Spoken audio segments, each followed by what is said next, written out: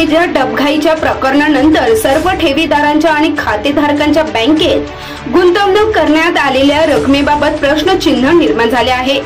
या बँकेतील सर्व खातेधारकांना दिलासा देण्यासाठी पीएमसी डिपॉझिटर्स फोरमची स्थापना अंधेरीचे अध्यक्ष चंदर पुरस्वानी केलेल्या अखंडित पाठपुराव्याला यश आले आहे। खातेधारकांना त्यांच्या हक्काचे पैसे देण्यासाठी देशाच्या पंतप्रधान नरेंद्र मोदी त्याचप्रमाणे केंद्रीय अर्थमंत्री यांच्याकडे पाठपुरावा करून तसेच हायकोर्ट ते सुप्रीम कोर्ट यांच्याकडे देखील पाठपुरावा करून बँकेकडे असणाऱ्या मालमत्तेचे विचार करून परतावा देण्यासाठी प्रयत्न केले। अध्यक्ष चंदन पुरस्वानी यांनी केलेल्या प्रयत्नामुळे पीएमसी बँकेतील ठेवीदारांना एक नवा श्वास मिळाला आहे। पीएमसी बँकेतील खातेधारकांना व आता युनिटी स्मॉल बँकच्या नावाने चालू केली आहे व न्याय मिळवून देण्यासाठी त्यांनी केलेल्या प्रयत्नांचा ऐरोली वार्ताने घेतलेला हा लेखाजोखा पहा। देखिए, ऐसा है, मेरा नाम चंदर पुरस्वानी है, मैं अंधेरी में रहता हूँ। मैंने पीएमसी डिपॉजिटर फोरम का प्रेसिडेंट हूँ। ये हमने संस्था स्टार्ट की, सब लोगों को जोड़ा और फिर जाके लड़ा। हमें एक 22 सितंबर को एक मैसेज आ जाता है कि आपके बैंक को 35A लग गया है और ये विड्रॉल बंद हो गया। ये 35A ऐसा कानून लगता है कि आप कुछ ना विड्रॉ कर सकते हो, ना कोई ट्रांजैक्शन कर सकते हो बैंक से। और जब हमने उसी दिन इनफैक्ट हमने अपॉइंटमेंट ली जॉय थॉमस की, हम नेक्स्ट डे पहुंच गए वहाँ पे। जब हम वहाँ पहुँचे तो जॉय थॉमस वहाँ पे नहीं मिले और फिर हम बोरिया जी से मिले। बोरिया जी से उन्होंने तो बोला अभी मैं आज आया हूँ, मैं देखूंगा करूँगा, और उस हिसाब से उन्होंने मतलब हमें तभी तो टाल दिया। फिर हमने स्टेट आरबीआई की उमा शंकर जी थी, उनके साथ अपॉइंटमेंट ली। फिर हम उमा शंकर जी के पास चले गए 30 अक्टूबर को, 30 सितंबर और 30 अक्टूबर, आई हैव अ लेटर। तो उसमें हम वहाँ उनसे मिले, उनसे हमने बातचीत की। उन्होंने बोला एफआईआर हो गया है, इनके जो कल्प्रिट थे HDIL के प्रमोटर्स, और उनको हमने जेल में डाल दिया है एटसेट्रा एटसेट्रा। और ये हमको इमीडिएटली तभी खाली 1000 रुपया मिल रहा था। फिर 1000 से वो 10,000 हुआ, 10,000 से 20 हुआ, 20 से 40 हुआ, 40 से 1 लाख हुआ। उसमें लंबा मतलब बहुत लंबी लड़ाई हुई। ये 30 महीने की लड़ाई है, ये एक दिन की लड़ाई नहीं है। और बहुत पापड़ बेलने पड़े हैं कि हम यहाँ से मतलब सब पॉलिटिशियन जिसका भी आप नाम लो, सब पॉलिटिशियन के पास हम गए। पहले तो हमारे को फुटबॉल की तरह खेला कि ये स्टेट का सब्जेक्ट नहीं है, ये सेंटर का सब्जेक्ट है। आप स्टेट नहीं सेंटर के पास जाओ, सेंटर बोलता है स्टेट के पास जाओ। तो हम काफ़ी टाइम उसमें निकल गया और फाइनली जब DICGC का 1 लाख से 5 लाख हो गया, तभी गणपति जी की मेहरबानी से, गणपति पापा की मेहरबानी से उन्होंने सद्बुद्धि दी। हमने प्रपोजल डाला देवेंद्र फडणवीस जी को कि भाई आप ये 1 से 5 हो गया है तो आप हमारे बैंक को वापस खड़ा करने के लिए temporary interest free loan DICG से दिला दीजिए। जहां 4.5 करोड़ की हमने मांग की थी कि 4,500 करोड़ दे दीजिए, क्योंकि हमारी बैंक रिवाइव हो सकती है और उसके बाद ये बैंक खड़ा हो जाए और आप फिर 10 साल तक टेम्पररी इंटरेस्ट फ्री लोन दे दीजिए, सो दैट सबको पैसे मिले। तो उन्होंने वो प्रपोजल जो है निर्मला सीतारमण जी को भेज दिया। मैंने भी अपने तरफ से भेज दिया था, मोदी साहब को भी भेज दिया था। उसी बेसिकली DICGC के माध्यम से ही ये सोल्यूशन निकला है।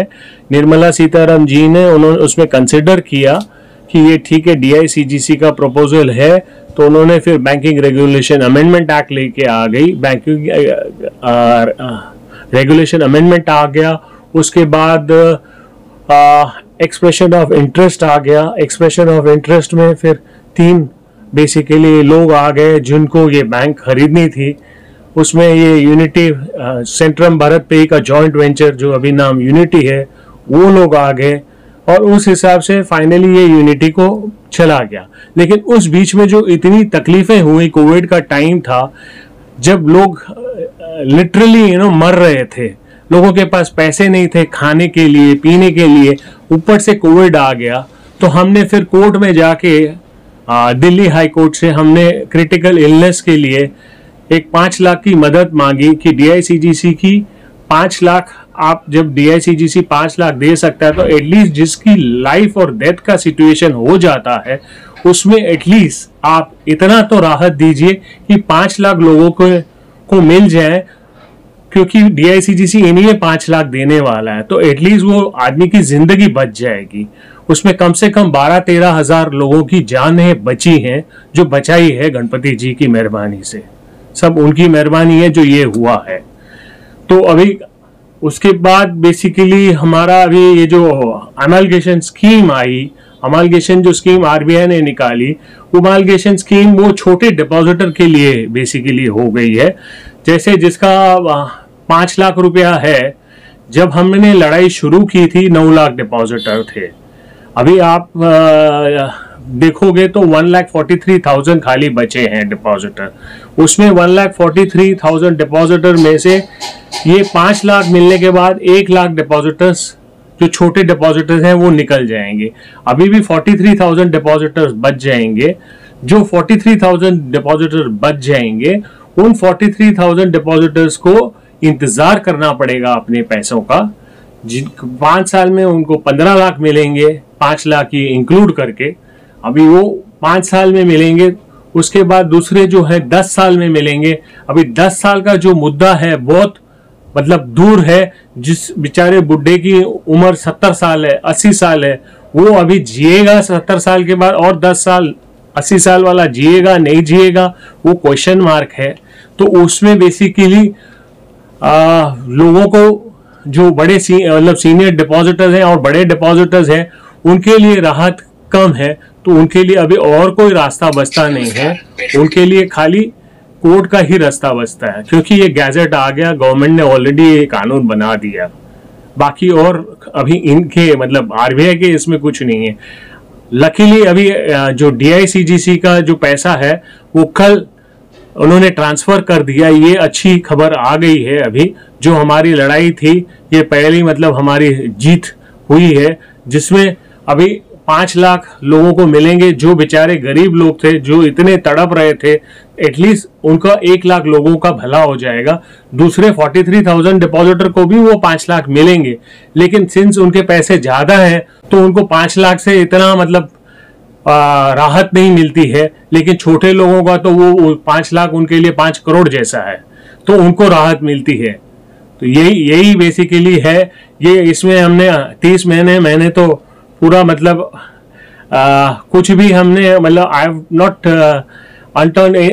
Have gone to each and every politician, जहां जाना था सबके पास जाके आया। मुंबई से लेके दिल्ली मिनिस्ट्री तक, मिनिस्ट्री में कराड़ साहब ले लो, उनको भी मिला और उनसे भी बातचीत हुई, सभी से मतलब चीफ मिनिस्टर साहब से भी, सभी लोगों से, फाइनेंस मिनिस्टर, एवरीबडी।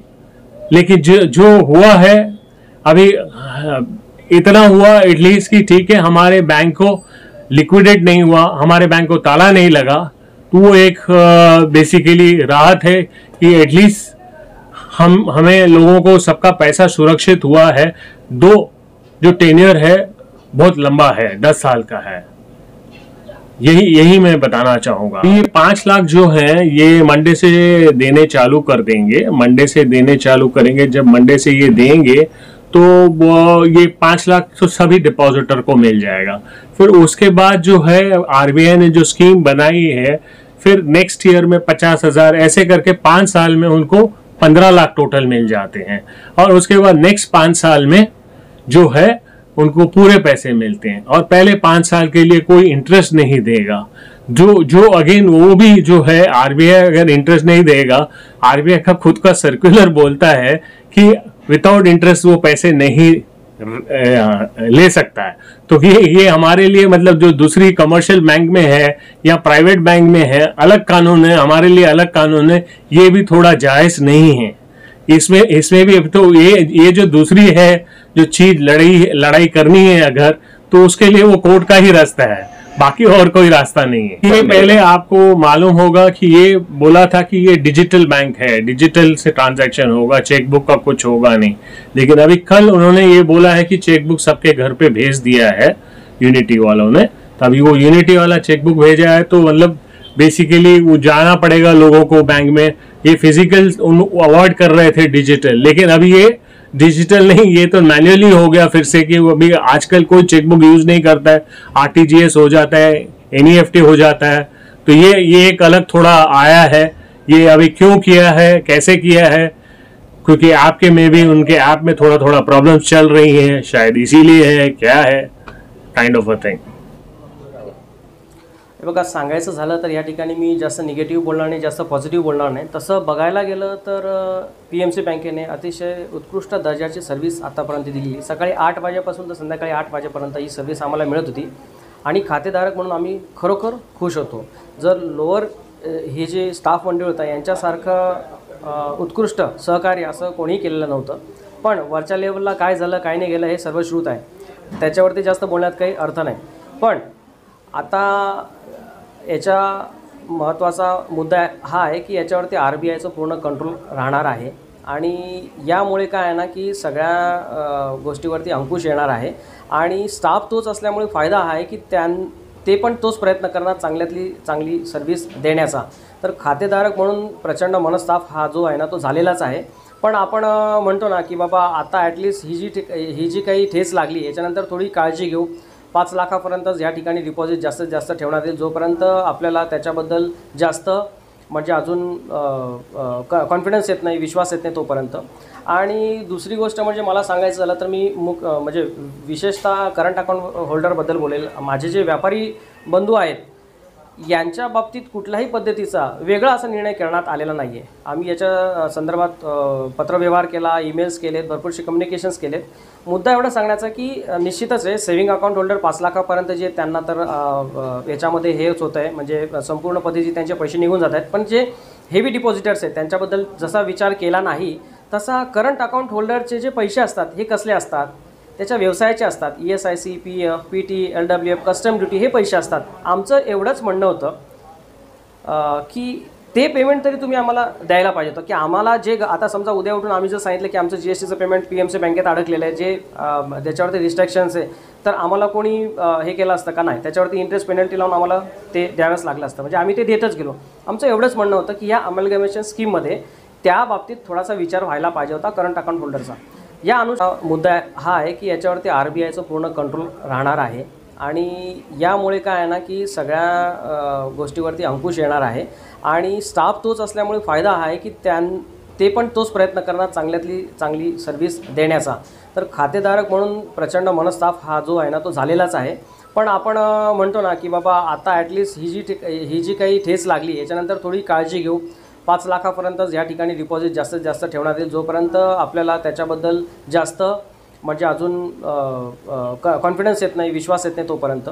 आणि दुसरी गोष्ट म्हणजे मला सांगायचं झालं तर मी म्हणजे विशेषतः करंट अकाउंट होल्डरबद्दल बोलेल। माझे जे व्यापारी बंधू आहेत यांच्या बाबतीत कुठल्याही पद्धतीचा वेगळा असा निर्णय करण्यात आलेला नाही आहे। आम्ही याच्या संदर्भात पत्रव्यवहार केला, ईमेल्स केलेत, भरपूरसे कम्युनिकेशन्स केलेत।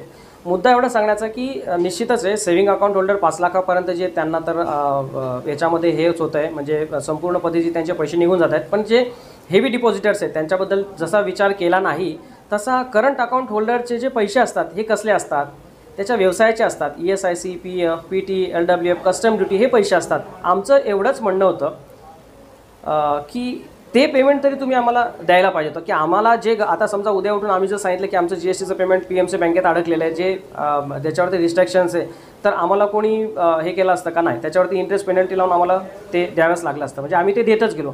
आमचं एवढंच म्हणणं होतं की या अमलगमेशन स्कीममध्ये त्या बाबतीत थोडासा विचार व्हायला पाहिजे होता करंट अकाउंट होल्डरचा। या अनुषंगाने मी एवढं सांगेल की त्याच्याने काय झालं की जे करंट अकाउंट होल्डर आहे, जे व्यापारी बंधू आहेत यांच्या मनामध्ये आज पण संभ्रम आहे, फक्त PMC बँकेबद्दल नाही तर जे तुमचे इतर कोऑपरेटिव्ह बँके आहेत त्याच्याबद्दल सुद्धा भीती आहे की ह्या ठिकाणी आपण अशा पद्धतीचे व्यवहार करणं संयुक्तिक आहे का नाही। त्याच्यामुळे काय की ह्या ठिकाणी जर व्यवहार करायचा झाला निश्चितच हे बघा जरी नाव बदललेलं आहे तरी सेवा अतिशय चांगली मिळेल एवढंच मी या ठिकाणी सांगेल, कारण याच्या अगोदर सेवा मिळालेलीच आहे. ब्रांच मॅनेजर म्हणू द्या किंवा इतर स्टाफ म्हणू द्या यांचं अतिशय उत्कृष्ट सहकार्य या ठिकाणी होतं. पण वरच्या लेवलला जो काही गोंधळ झाला त्याच्याने सर्वांनाच त्रास झालेला आहे आणि निश्चित असं वाटतं की युनिटी बँकसुद्धा त्या पद्धतीची सेवा द्यायची त्यांची तयारीच असेल. एवढंच म्हणायचं बघा. थोडक्यात जर सांगायचं ना तर की आज सेंट्रल गव्हर्नमेंट मोठ्या मोठ्या स्कीम्स आणतात, मुद्रा स्कीम आणते, आत्मनिर्भर भारतसाठी भरपूरशा मोठ्या स्कीम आणतात. या अनुषंगाने मी आपल्या माध्यमातून एवढंच सांगेल की बाबा एवढ्या मोठ्या स्कीम ज्या आहेत ना तेवढ्या आणण्यापेक्षा आमचे जर जे काही गव्हर्नमेंट ड्यूज जे होते ते देण्यासाठी जरी आम्हाला तेवढे पेमेंट जरी तुम्ही दिला असता तर खूप बरं झालं असतं.